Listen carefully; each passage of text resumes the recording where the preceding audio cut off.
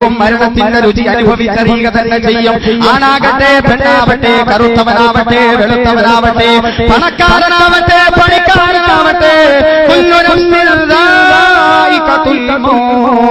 എല്ലാ ശരീരവും മരണത്തിന്റെ രുചി അനുഭവിച്ചറിയുക തന്നെ ചെയ്യും.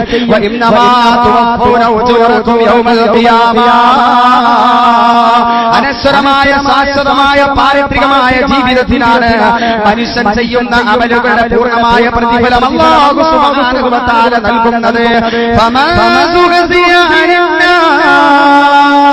ആ പാരത്രിക ലോകത്ത് മനുഷ്യനെ നരകത്തിൽ നിന്ന് അല്ലാഹു സംരക്ഷിക്കപ്പെടുകയും നരകമോചനം നൽകപ്പെടുകയും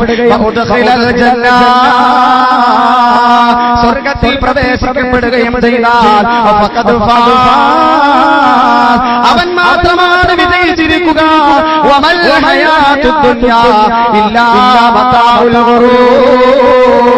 ഈ ദുനിയാവിന്റെ ജീവിതം നശ്വരമാണ്, ഈ ദുനിയാവിന്റെ ജീവിതം താൽക്കാലികമാണ്, ഇതിന്നല്ലെങ്കിൽ നാളെ തീർന്നു പോകുന്ന ജീവിതമാണ്. അതുകൊണ്ട് മരണമെന്ന് പറയുന്ന പ്രതിഭാസത്തെ നിങ്ങളുടെ ജീവിതത്തിന്റെ നിങ്ങളുടെ മനസ്സിന്റെ ഉള്ളറകളിലേക്ക് നിങ്ങൾ കൊണ്ടുവരണമെന്ന് അല്ലാഹുവിന്റെ ഖുർആൻ പറയുമ്പോൾ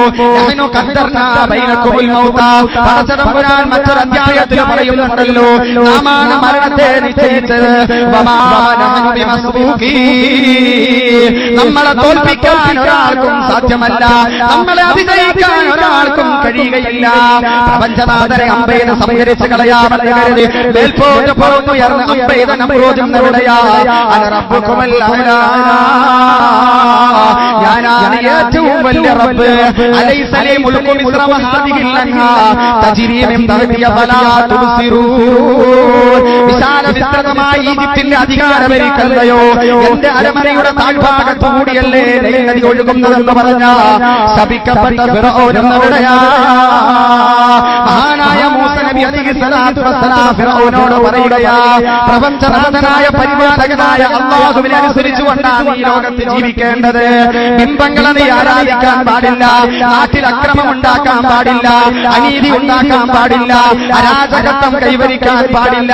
ഈ നിയമങ്ങളും നിർദ്ദേശങ്ങളും മൂസ നബി അലൈഹി സ്വലാത്തു വസ്സലാം ഫിർഔനോട് പറയുമ്പോൾ ഫിർഔൻ ചോദിക്കുകയാ, ഖാല ഫമർ റബ്ബുകുമാ യാ മൂസ, നീയും നിന്റെ സഹോദരനായ ഹാറൂനും ഒരു റബ്ബിനെ പറ്റി പറയുന്നുണ്ടല്ലോ, ഒരു അല്ലാഹുവിനെ പറ്റി പറയുന്നുണ്ടല്ലോ.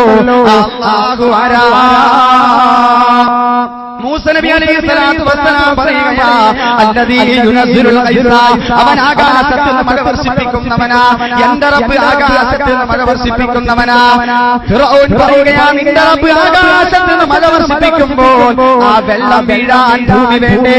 ആ ഭൂമിയുടെ അധികാരി ഞാനാ, ഈ ഭൂമിയുടെ അധിപതി ഞാനാണെന്ന് പറഞ്ഞുകൊണ്ട് അഹങ്കാരത്തിന്റെ മൂർത്തിഭാവമായ ഫിർഔൻ എന്നവിടെയാ ഭൂമിയിൽ അല്ലാഹുവിനെ വെല്ലുവിളിച്ചുകൊണ്ട് സ്വർഗം പണിത ശദ്ദാദിന്നവിടെയാ?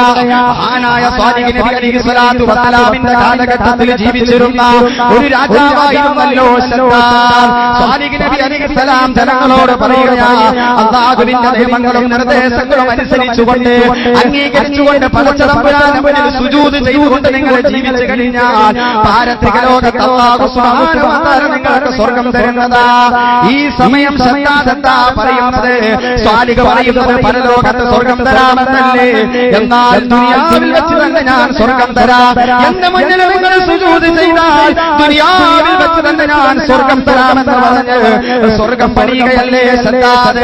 ആ സ്വർഗത്തിന്റെ ഉദ്ഘാടന കർമ്മം നിർവഹിക്കാൻ വേണ്ടി 10,000-കണക്കിന് പരിവാരങ്ങളോടൊപ്പം കടന്നു വരികയാണ്. അവൻ പണിത സ്വർഗത്തിലേക്ക് വലത് കാലെടുത്തു വെച്ചു. ഇടത് കാല് വെക്കാൻ പോകുമ്പോഴല്ലേ ഖാബിദുൽ അർവാഹ് മലക്ക് അലൈഹിസ്സലാത്തു വസ്സലാം വന്നുകൊണ്ട് അവന്റെ റൂഹ് പിടിച്ചുകൊണ്ടുപോയത്. ഏത് കൊലകമ്പന്മാരും ഈ ലോകത്തേക്ക് മരണപ്പെടുന്നതാ, എല്ലാവരും മരണത്തിന്റെ രുചി അനുഭവിച്ചറിയുന്നതാ.